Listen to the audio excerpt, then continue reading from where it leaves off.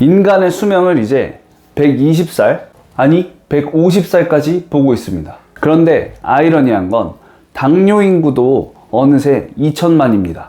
엄청 많아요. 이제 우리 관심사는 몇 살까지 사느냐가 아니에요. 얼마나 오래 건강을 유지할 수 있느냐입니다. 지금 50살이시라고요? 앞으로 50년은 더 사셔야죠. 당뇨는 가족들까지 힘들어집니다. 누가 고쳐주지 않아요. 약으로 불만 잠깐 꺼줄 뿐입니다. 단 거라면 난 질색인데 당뇨라고? 과일도 안 먹고 고기도 안 먹는데 난 왜 걸린 거지? 열받고 억울하시죠? 하지만 내 몸 스스로 치료할 수 있게 된다면 당뇨와 당뇨 전 단계이신 분들 모두 집중해 보세요. 고쳐주시면 혈당 조절 훨씬 쉬워집니다. 혈당은 혈액 속 포도당을 말하죠. 당뇨는 당이 오줌으로 나온다는 뜻입니다. 포도당이 넘쳐서 갈 데가 없으니 오줌으로까지 나와야 된다는 거예요. 포도당은 뇌세포도 먹여 살리고 온몸 구석구석 에너지 연료를 공급해 줍니다. 혈관은 도로예요. 포도당은 땔감을 실은 자동차입니다.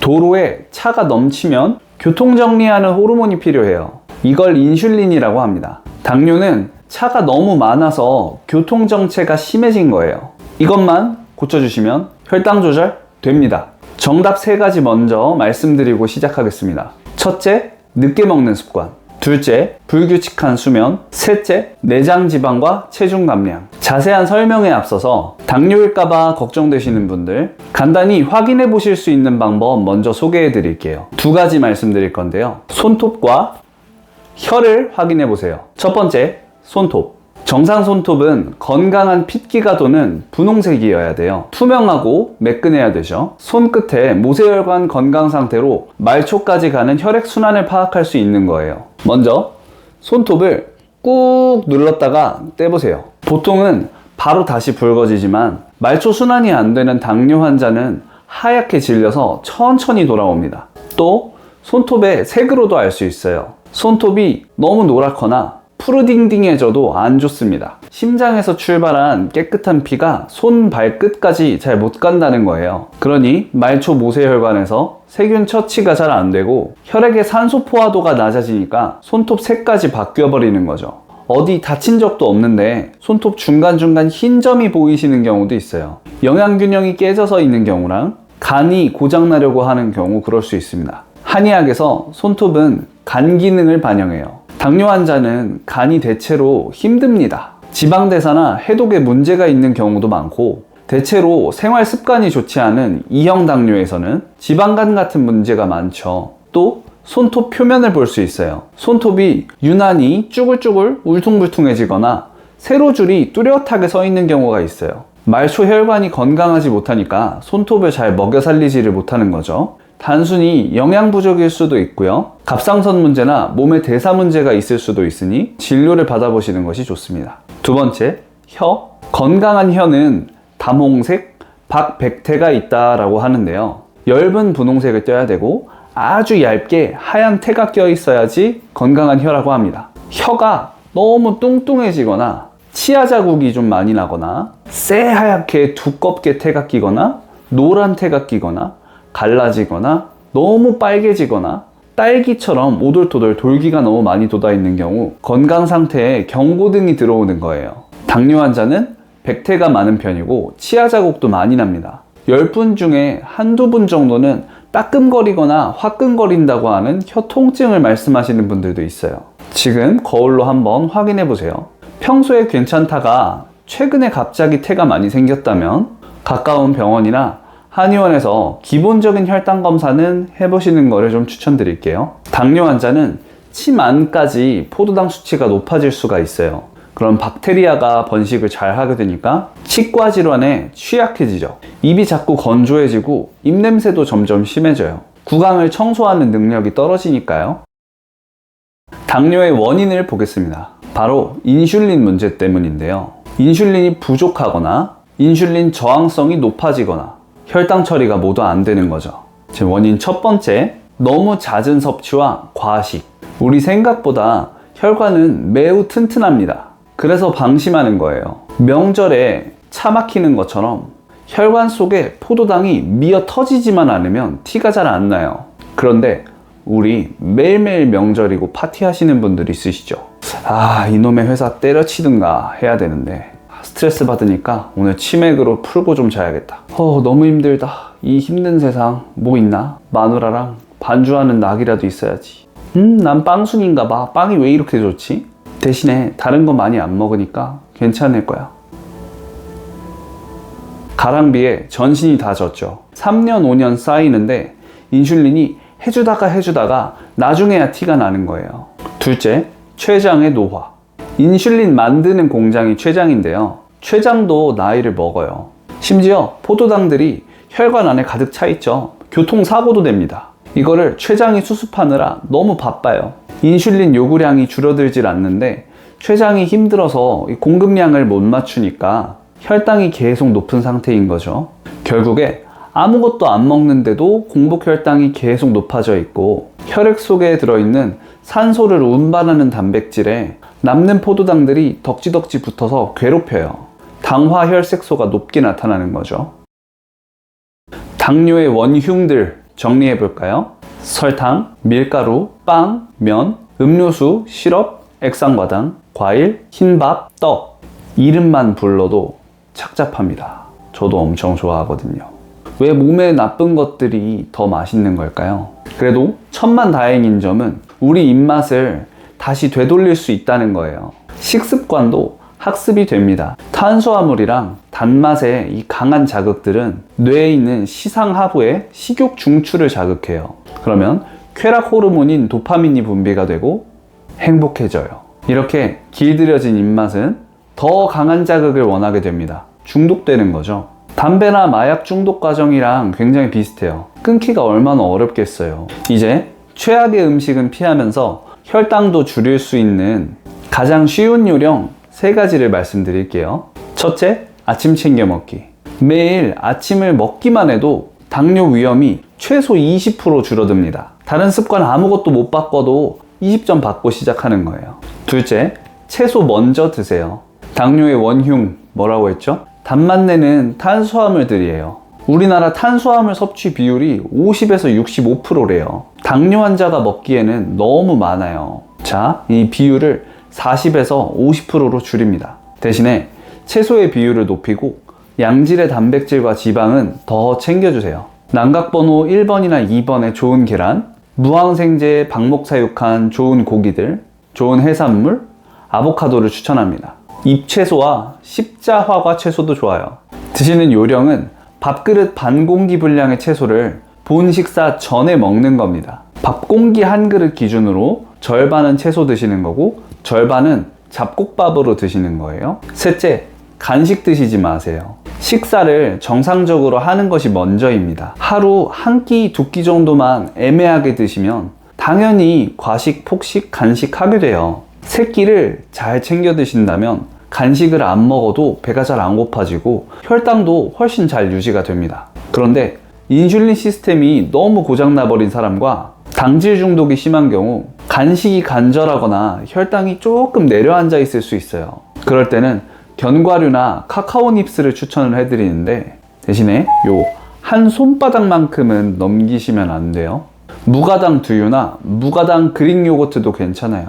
간식은 드시게 되면 가급적이면 하루 한 번만 하세요.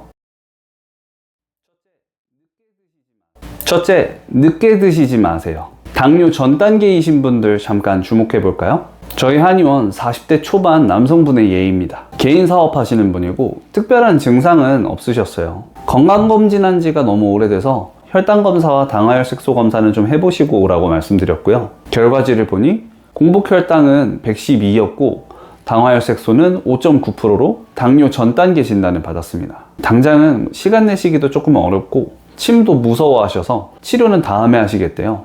그래서 딱 한 가지 이 습관만 교정해드렸습니다. 그리고 정상으로 돌아오셨어요. 이 습관이 뭐냐? 밤 늦게 먹는 습관이에요. 환자분을 한의원에서 이리저리 살펴봤습니다. 자율신경계 검사도 하고 맥진 검사도 해보고 복진도 하고 혀도 봤어요. 그때 말씀하신 거랑 다르게 특이사항이 있었어요. 횡격막 주변에 긴장이 엄청 심했습니다. 명치 아래부터 갈비뼈 아래쪽, 이쪽 공간이 엄청 타이트했어요. 제 요충지를 누를 때마다 억억 소리를 내셨어요. 어라? 상태가 괜찮으신 게 아닌데요? 이게 여쭤보니까 그제서야 역류성 식도염이 오래되셨대요. 너무 오래되니까 문제라고 생각도 안 하신 거죠. 가만 들어보고 제일 문제가 뭔가 하고 봤더니 마지막 식사 시간이 너무 늦는 거예요. 일 마치시고 10시에서 12시 사이에 드시고 1시간도 안 돼서 바로 다시 주무신다는 겁니다. 다른 치료를 정 못 받으시겠으면 스스로라도 치료하셔야 된다고 했어요. 안 그러면 평생 약 드시게 되니까요. 또 그런다고 낫는 것도 아니고요. 저녁 7시 이후로 금식, 일단 이거 하나만 지키자고 말씀드렸습니다. 잊혀질 때쯤 한참 안 보이시다가 한 2달쯤 지났을 때 다시 웃으면서 오셨어요. 정상으로 돌아왔다고요? 스페인의 무작위 교차 연구를 하나 보실까요? 이틀 동안 한 번은 평소 시간보다 조금 이른 시간에 식사를 하고 한 번은 평소보다 더 늦게 먹도록 했어요. 그 결과로 늦게 먹은 경우 멜라토닌 수치가 3.5배가 높았고 인슐린은 적어지고 혈당은 높아졌습니다. 늦게 먹는 식사가 인슐린 분비를 해치고 혈당 조절을 방해한다는 거예요. 저희 한의원에 오시는 당뇨 위험군 환자분들에게는 보수적으로 취침 5시간 전에는 금식하시고 정말 불가피하다 그러면 3시간 전에는 드시지 말라고 당부의 말씀을 드려요. 둘째, 수면의 질 높이기. 업무도 가사일도 너무너무 바쁘고 힘드시죠. 애들도 너무 말도 안 듣고 이게 다 먹고 살자고 하는 일인데 제대로 챙겨 드시기도 힘들고 주무시는 것도 시원찮고요. 매일 환자분들 치료할 때마다 너무 안타까운 경우가 많습니다. 하지만 사람이 병을 이겨내려면 먹고 자는 게 사실 80%를 넘게 차지해요. 잘 못 먹고 잘 못 자면 나을 수 있는 방법이 사실상 없다고 봐도 될 정도입니다. 스웨덴에 2,500명을 12년 동안 추적한 결과와 영국, 일본의 연구를 종합해보면 하루 5시간 미만으로 자는 경우 7시간 이상 잘 때보다 당뇨 위험이 5배 이상 높았어요. 또 여성의 경우엔 수면 시간이 너무 많아도 인슐린 저항성이 또 높아집니다. 10시간, 12시간씩 몰아서 주무시는 분들 조금 줄여주세요. 사람마다 적정 수면 시간이 딱 정해져 있는 건 아니에요. 하지만 대사증후군, 당뇨, 비만, 고혈압, 갑상선 문제 이런 기본 생리 기능이 망가져 있는데 수면 시간까지 부족하다면 점점 안 좋아질 수밖에 없죠. 회복 사이클인 밤 10시에서 11시 정도에는 주무시는 게 가장 좋고 웬만하면 자정은 넘기지 마세요. 7시간에서 7시간 반 정도 주무시는 것을 추천드립니다. 셋째, 다이어트. 당뇨 환자에게 다이어트는 숙명입니다. 만약 내가 마른 당뇨라면 내장 지방은 줄이고 근육량은 늘려야 돼요. 보면 운동과는 담 쌓고 생활 습관도 안 좋은 경우가 되게 많은데요. 나쁜 당류는 줄이고 근육 운동은 늘려서 습관성으로 염증 반응이 나타나는 걸 조절해야 됩니다. 간, 심장, 췌장, 폐, 콩팥 같은 내장기부터 손끝, 발끝에 말초까지 미세 혈관은 온몸에 구석구석 있어요. 혈당이 조절되지 않아서 혈관을 계속 공격하면 망막 내에 있는 혈관까지 고장이 나고 안구 내에 지방이 쌓여요. 시신경이 죽고 실명까지 갈 수도 있죠. 또 말초에서는 발끝에 있는 혈관부터 죽겠죠. 발끝의 조직들이 괴사되면서 잘라내야 될 수도 있습니다. 내가 살찐 당뇨라면 체중의 5%에서 10%는 감량하는 것을 추천드려요. 70kg 여성이라고 하면 5kg 정도 빼면 좋겠네요. 체중의 3%에서 7%를 감량하면 혈당 감소는 물론이고 심혈관계 요인까지 줄일 수 있어요. 10% 이상을 감량한 당뇨 환자 73%에서 공복혈당과 당화혈색소 그리고 인슐린 민감도도 회복이 됐습니다. 만약 살이 점점 더 찌거나 비만이 유지된다면 심장병 발병률은 40% 이상, 콩팥병 발병률도 30% 이상이 높아집니다. 우리 심장은 엔진이고 콩팥은 핵심 필터죠. 엔진은 점점 망가지는 거고 필터가 제 기능을 못하게 되는 거예요. 이렇게 당뇨에 대해서 꼭 아셔야 되는 내용들 정리해 봤는데요. 간단히 확인해 볼 수 있는 방법들도 말씀드렸죠. 한 번씩 확인해 보시고요. 고지혈증도 그렇지만 당뇨도 환자 스스로 치료할 수 있어야 됩니다. 저 같은 한의사도 과외 선생님일 뿐이에요. 공부는 학생 스스로 하는 겁니다. 대신에 공부 범위를 좀 줄여드리고 쪽집게로 핵심만 좀 알려드려서 시간과 비용을 줄여드리는 거예요. 요즘은 유튜브에 한의사 원장님들도 당뇨 치료나 관리하는 방법을 설명을 잘 해주시는 분들이 많이 생겼어요. 그런데 아직도 내원해 주시는 환자분들 말씀을 들어보면 당뇨든 고지혈증이든 한의학 치료가 큰 도움이 될 수 있다는 것을 모르시는 분들이 더 많아요. 저희 동네 환자분들은 대부분 서울대병원, 중앙대병원, 성모병원, 세브란스, 가족 중에 교수님이 있으신 경우도 많고, 대부분은 큰 진료나 검사는 다 해보시고 꾸준히 관리까지도 하시는 분들이 많죠. 그런데 그렇다고 고지혈증약, 당뇨약 안 드시진 또 않거든요. 결국 앞으로 우리가 인생 삶의 질을 이렇게 해치는 심혈관계 질환들은 스스로 챙기는 거지 누가 책임져 주지 않는다는 말이에요. 어쨌든 이렇게 처치가 어려운 질환일수록 고비를 넘겼을 때 환자분들도 저도 느끼는 보람이 말로 표현 못해요. 앞으로도 많은 분들에게 효과적으로 건강 관리하실 수 있는 방법들 소개해 드릴 테니 지켜봐 주시고요. 영상이 도움이 되셨다면 구독과 좋아요, 알림 설정까지 부탁드릴게요. 오늘 영상은 여기서 마치겠습니다. 감사합니다. 안녕.